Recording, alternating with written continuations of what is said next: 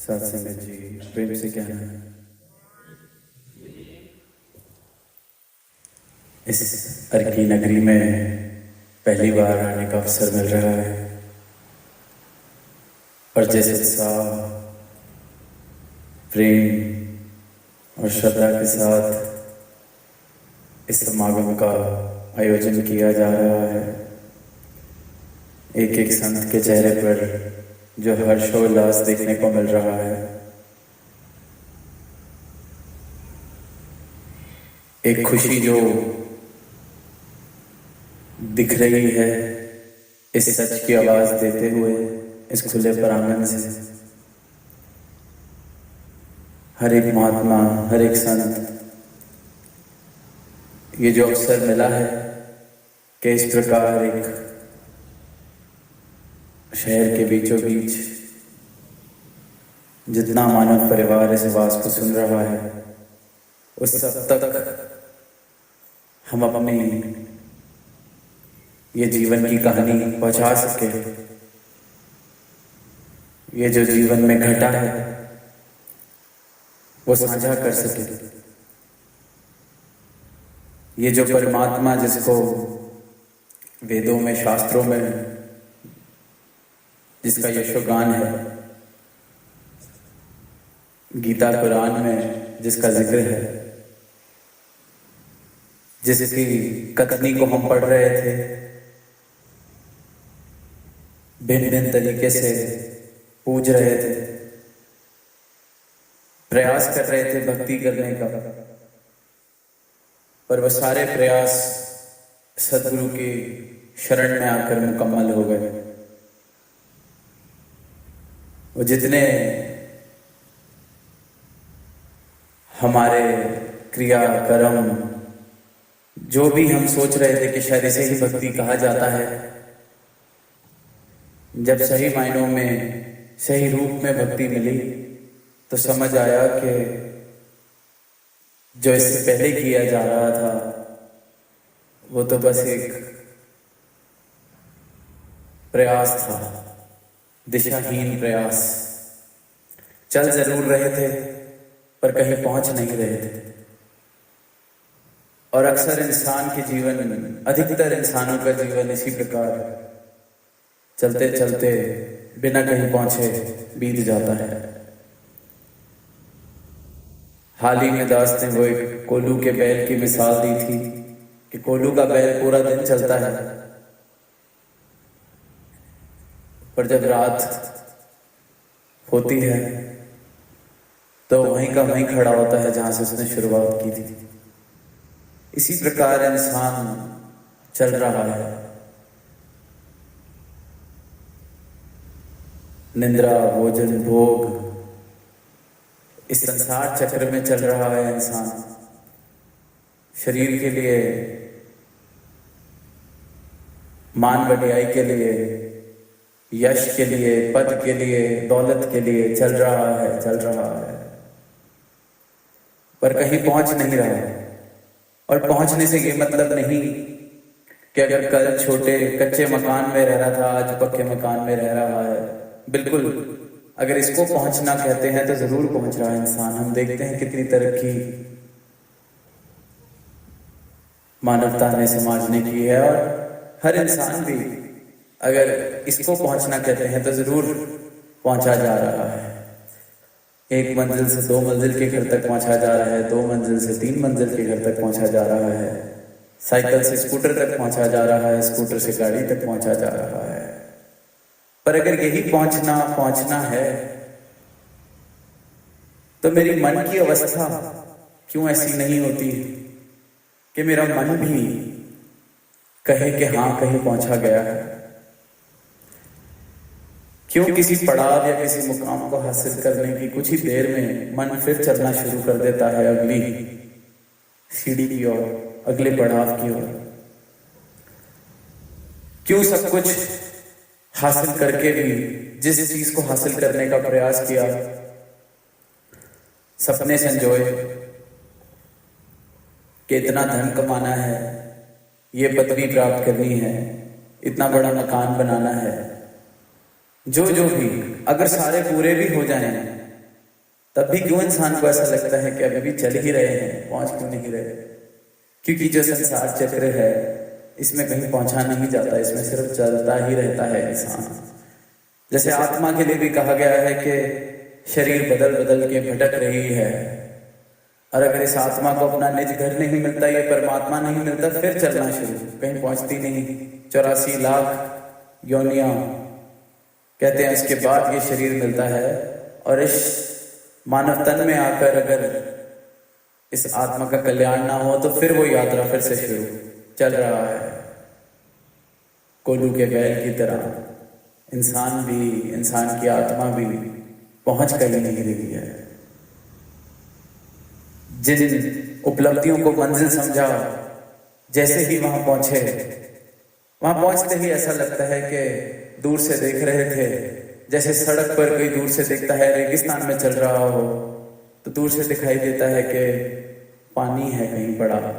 वहां पहुंचते हैं, लगता है प्यास बुझेगी, पर फिर पहुंच के समझ आता है कि पानी नहीं, ये भी रेत थी, बस चमक इस तरीके से रही थी कि पानी पड़ा है। यही संसार की उपलब्धियां हैं। जब तक दूर से लग रहा होता है बस वहीं तक पहुंचना है, इसी मुकाम को हासिल करना है, तृप्ति हो जाएगी, संतुष्टि मिल जाएगी। जैसे ही वहां पहुंच के देखते हैं तो तृप्ति, संतुष्टि सिर्फ एक भ्रम था, सिर्फ एक सपने की तरह। यही धोखा इंसान खाता है। फिर जैसे ही उस पल में, उस क्षण में ये ध्यान आता है कि नहीं, पानी नहीं था, रेत ही थी, फिर थोड़ी दूर और नजर जाती है तो दोबारा वही परछाई मुझे फिर पानी लगती है, फिर मैं उस पानी के लिए चल पड़ता हूं, फिर जाके धोखा खाता हूं कि यहां भी प्यास नहीं बुझी। वहां पहुंच के फिर भी इंसान चलता ही रहता है, रुक के ये नहीं पूछता कि प्यास फिर आखिर बुझनी कैसे है। बुझाना नहीं चाहता है, चलने में खुश है या आदी हो गया है। इंसान अपने दुख से राजी हो गया है, अपनी पीड़ा से राजी हो गया है, कोल्हू के बैल जैसी जिंदगी से राजी हो गया है, क्योंकि देखता है कि सभी तो इस प्रकार का जीवन जी रहे हैं, चलते रहेंगे, पहुंचना कहाँ है? जब कोई नहीं पहुंचा तो हमने कहाँ पहुंचना है? इसलिए जो संत पहुंच जाते हैं अपनी मंजिल तक, वो आवाज देते हैं कि ये मानवता इतनी राजी हो चुकी है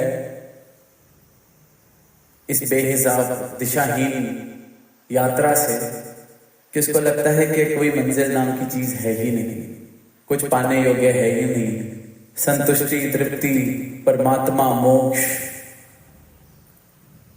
ऐसा कुछ है ही नहीं। इसलिए संत ये बीड़ा उठाते हैं कि हमारे जीवन में जीते जी ये मोक्ष हासिल हुआ है, जीते जी तृप्ति हुई है, जीते जी इस आत्मा का कल्याण हुआ है। आपका भी हो सकता है। इस दुख के साथ, इस कोल्हू के बैल की जैसी जिंदगी के साथ राजी होने की कोई आवश्यकता नहीं है।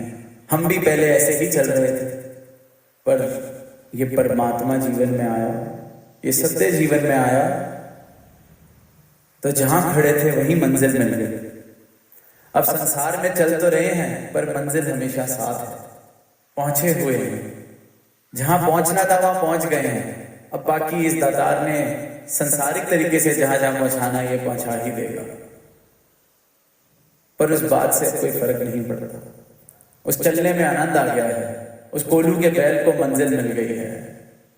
तो संसारिक जिम्मेवारियां निभाते हुए, संसार के साथ बिना किसी वैर के, कोई भी ब्रह्म ज्ञानी जिसके जीवन में ये ब्रह्म आ जाता है, परमात्मा आ जाता है, कतई संसार को नकारता नहीं। ये नहीं कहता कि संसार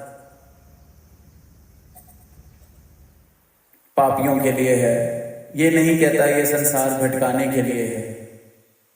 और तो ये कहता है कि जब इस परमात्मा ने सारी सृष्टि को बनाया है तो फिर बैर किससे, विरोध किससे? क्यों भूखा रह के अपने आप को पीड़ा देनी है? भूख इस परमात्मा ने बनाई, भोजन भी इस परमात्मा ने बनाया। आनंद हर एक अवस्था में इस परमात्मा से जुड़ा है।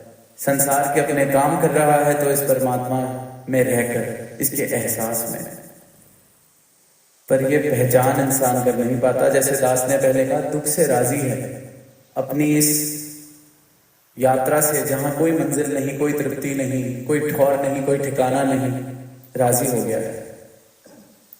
दास को कहानी याद आ रही है जो रामकृष्ण परमहंस ने स्वामी विवेकानंद को सुनाई जब वो उनके शिष्य उनकी शरण में आए। दास ने पहले भी कई बार साझी की है कि कैसे एक बार एक गर्भवती शेरनी थी, तो छलांग लगाते हुए उसने जन्म दिया अपने बच्चे को। अब वो जो शेर का बच्चा था वो जाकर गिर गया भेड़ों के झुंड में। अब भेड़ों के झुंड में वो बच्चा गिरा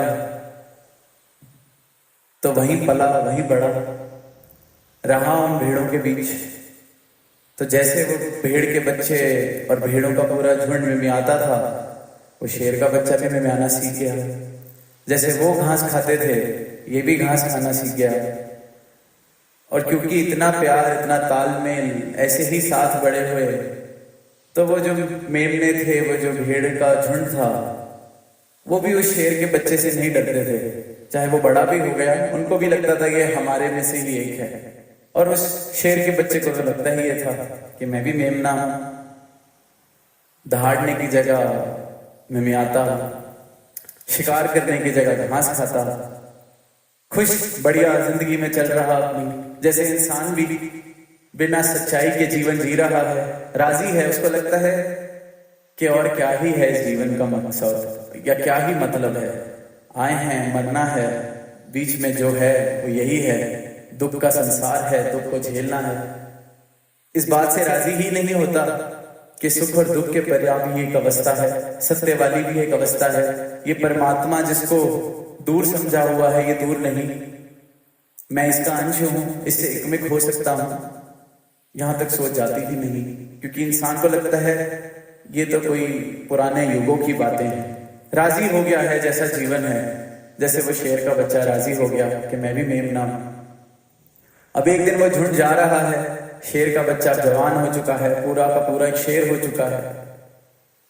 तो पीछे से एक बूढ़ा शेर उस झुंड को जाते हुए देखता है और शिकार करने दौड़ता है उस झुंड का। अब पूरा का पूरा झुंड घबरा के भाग रहा है।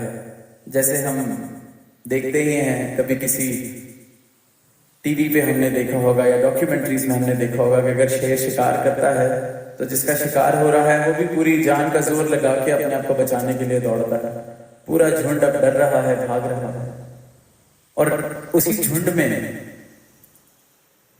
वो जो जवान शेर जो खुद को मेमना समझता है, वो भी दौड़ रहा है, डर के भाग रहा है उस बूढ़े शेर से। अब जैसे ही उस बूढ़े शेर की नजर उस जवान शेर पर गई, वो बूढ़ा शेर अपनी भूख ही भूल गया। उसने उन मेमनों को, उन भेड़ों को छोड़ा और वो शेर के पीछे भागने लगे, क्योंकि उससे ये नजारा देखा नहीं गया। उसने कहा ये मुझसे भी ज्यादा ताकतवर जवान, मैं तो फिर बूढ़ा हो चुका हूं, ये क्यों भाग रहा है। अब बूढ़े शेर ने उस जवान के पीछे भागकर उसको दबोचा। अब वो जवान शेर गिड़गिड़ाने लग गया, जैसे मेमने गिड़गिड़ाते हैं कि मुझे बख्श दो, मेरा शिकार मत करना, मैं तो घास खाता छोटा सा एक मेमना हूं। और ये सारी बात, सारी आवाज सुनते हुए उस बूढ़े शेर ने कहा तू बस 2 कदम मेरे साथ चल। अब जैसे इंसान दलीलें देता है कि मैं तो पापी हूं, मुझे कहां ये परमात्मा मिल सकता है, ये परमात्मा तो कहीं दूर तपस्या करने के बाद मिलता है, ये परमात्मा तो कहीं जंगलों में जाके मिलता है। या दलीलें देता है कि वो तो कोई और सतयुग था जिसमें परमात्मा मिला, त्रेता था जिसमें परमात्मा मिला, हमको कहां मिल सकता है, तो कलयुग, हम जैसे पापियों को परमात्मा कहां मिलेंगे। एक इस तरीके की दलीलें होती हैं। दूसरी इस तरीके की दलीलें होती हैं कि हाँ हम बहुत पुण्य का काम कर रहे हैं, आगे तो परमात्मा से मिलन हो ही जाएगा। हाँ हम बहुत सेवा करते हैं, आगे तो परमात्मा से मिलन हो ही जाएगा, स्वर्ग में जाएंगे तो स्वर्ग के नरक के जितनी दलीलें इंसान ने बना रखी हैं अपने आसपास सच को ना प्राप्त करने की, कि सत्य ना प्राप्त करने को मिले, क्योंकि सत्य की चाहत नहीं है।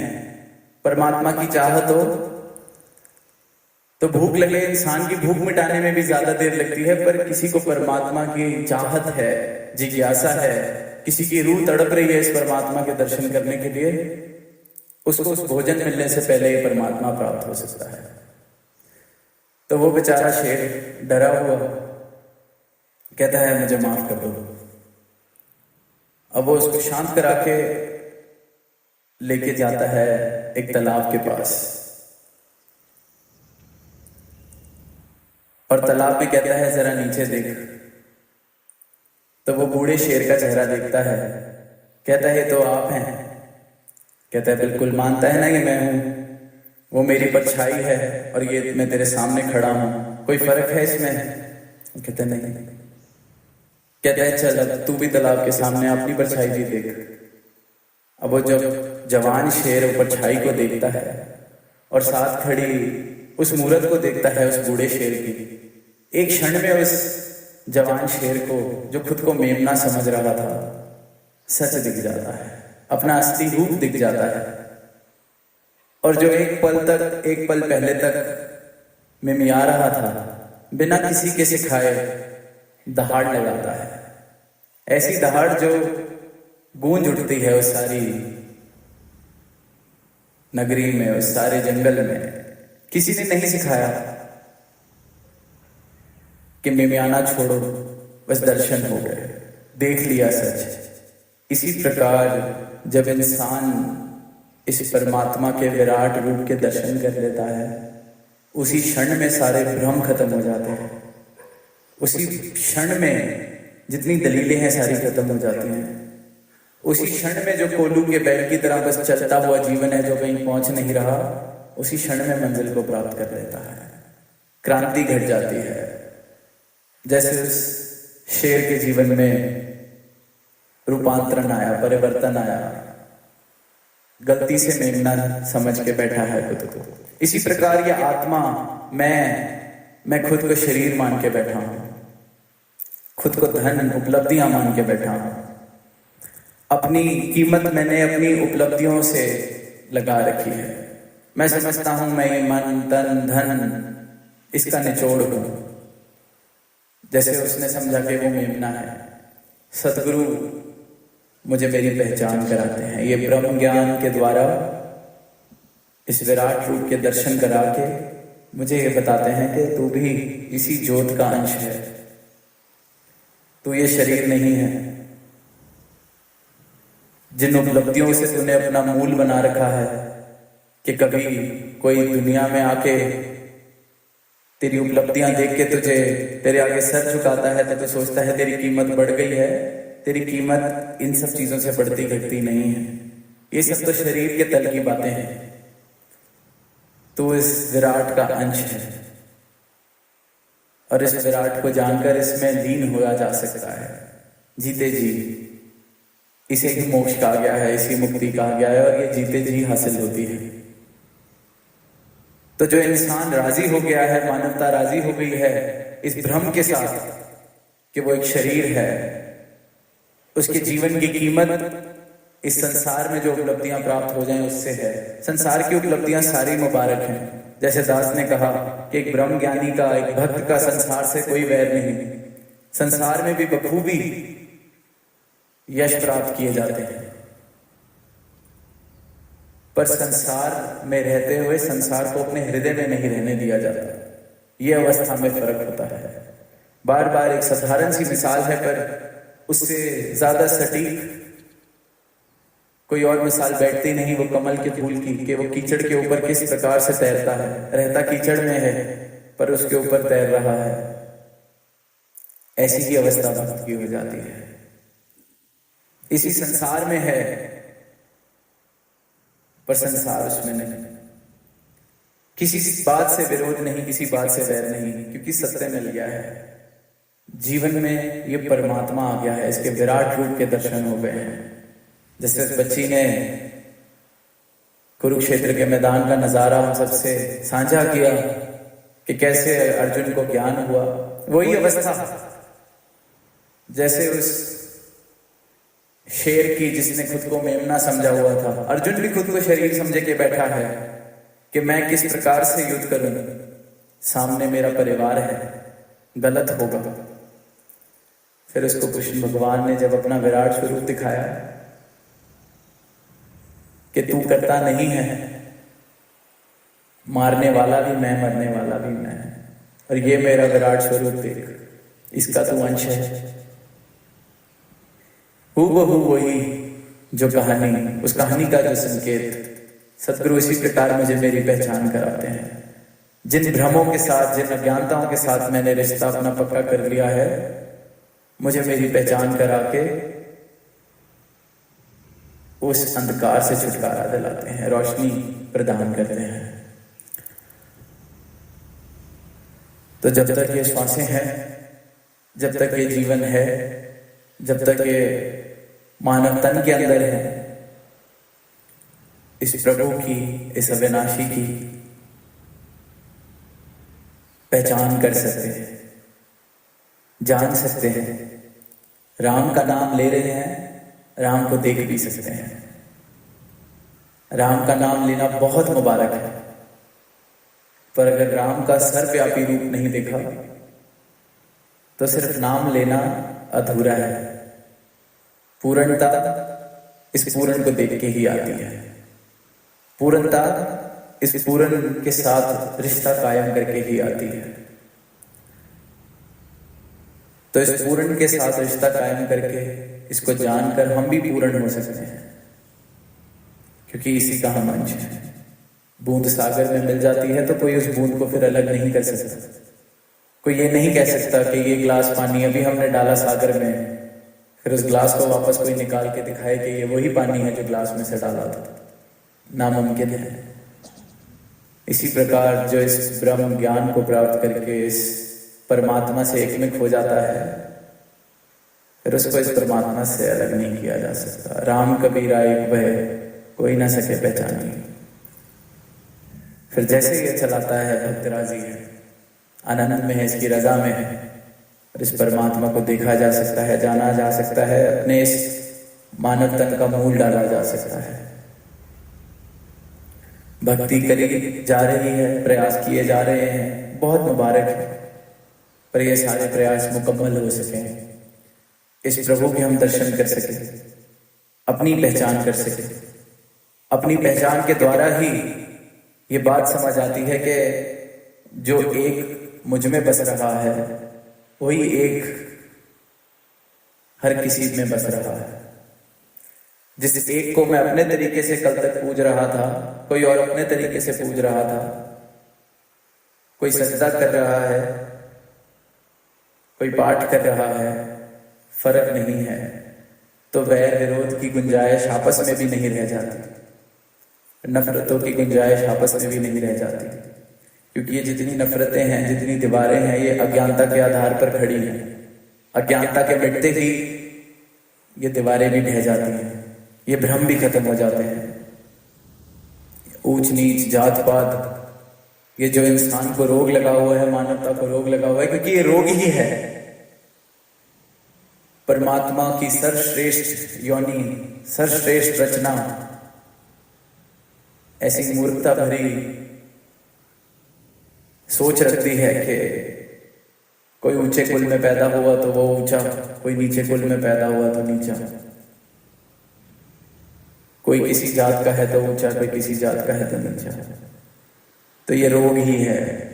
इस रोग को मिटाया जा सकता है सिर्फ और सिर्फ ब्रह्म ज्ञान की रोशनी से, इस परमात्मा को जीवन में शामिल करके।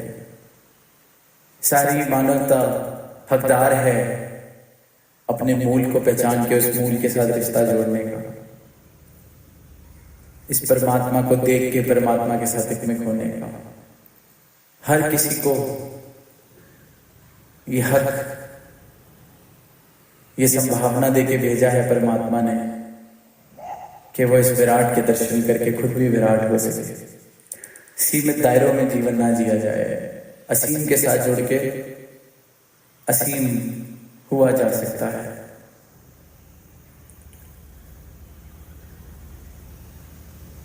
तो ये अवसर है, ये मौका है।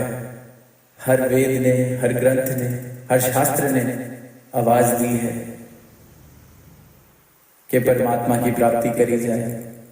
हर भक्त ने इस परमात्मा को प्राप्त करके लिखा है, गाया है, कहा है। हम कथनी पढ़ रहे हैं, कथनी पढ़ के सुना भी रहे हैं, पर जीवन मुबारक तब होगा जब जो किसी और भक्त की कथनी है वो मेरे जीवन की सच्चाई बन जाए। आज मैं मंदिर में जा रहा हूं, बहुत मुबारक है, पर ये परमात्मा का ज्ञान मुझे मिल जाए और मैं चलता फिरता इस परमात्मा का मंदिर बन जाऊं तो वो और भी मुबारक होगा, वो पूर्ण होगा। और मैं तो मंदिर बनूं ही बनूं, ये परमात्मा इस प्रकार प्रवेश करे, फिर ये चलती फिरती हर मूर्त जो परमात्मा ने बनाई है उसमें भी मुझे इस परमात्मा के ही दर्शन हो, वो भी चलते फिरते मंदिर लगे। तो वो जो भाव है कि नर सेवा नारायण पूजा, नर पूजा नारायण पूजा, ये सजदा फिर कहीं किसी कोने में जाके, किसी चार दीवारी में जाके, किसी पहाड़ पे जाकर नहीं करना। फिर तो मानव की सेवा विनम्र भाव से परमात्मा को हर घट में देखते हुए वहीं सजदा कर दिया जाए। वो परमात्मा को मिल रहा है, परमात्मा को ही हो रहा है। पर परमात्मा को देखा जाए, जाना जाए, तो मेरे जीवन की भक्ति भी कथनी वाली नहीं होगी, बोध वाली होगी, अनुभव वाली होगी, सच्चाई वाली होगी। तो ये जीवन मिला है, कोनू के बैल की तरह चलते चलते ऐसा ना हो कि आखिरी श्वास का जब वक्त आए तो देखें कि कहीं पहुंचे ही नहीं। पहुंचा जा सकता है, इसी क्षण में पहुंचा जा सकता है, जो एक ही मंजिल है जहां पहुंच के कहा जा सकता है कहीं पहुंचे हैं, जहां पहुंच के इंसान सही मायनों में पहुंचता है। इस मंजिल को प्राप्त कर लिया जाए, समय रहते प्राप्त कर लिया जाए, ताकि इस जीवन के अंत में ऐसा ना लगे कि ये बाजी हम हार गए, व्यर्थ कर दिया ये जीवन। वो जो पंक्तियां हैं कि बड़े भाग से मिला है, तो वो मुझ पर भी मेरा जीवन ऐसा हो कि मैं भी कह सकूं कि हाँ, बहुत भागों से मिला था, क्योंकि ये सच प्राप्त हो गया है। वरना बाकी काम तो हर योनि में हो रहे हैं। तो अंत में यही अरदास परमात्मा से, दातार से, प्रभु से, कि हर एक मानव जैसे हर एक बीज पेड़ बनने की क्षमता रखता है, वैसे ही हर एक मानव परमात्मा हो सकता है। आया ही संसार में परमात्मा को प्राप्त करके परमात्मा होने के लिए है। तो सब इस संभावना को पूरा करें। जैसे वो बीज सही समय पे बो दिया जाए, उसको पानी दिया जाए, खाद दी जाए, तो वो ऐसा विशाल पेड़ बनता है। पर बीज अगर सड़ जाए, फिर उसको कहीं भी बोते रहें, वो पेड़ नहीं बन सकता।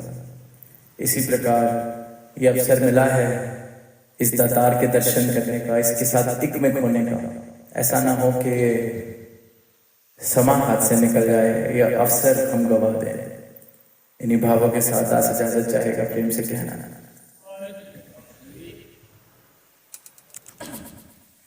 साथ संगत जी, अब सभी इसी मर्यादित रूप में बैठकर रिंकू जी व साथी के साथ सुमरन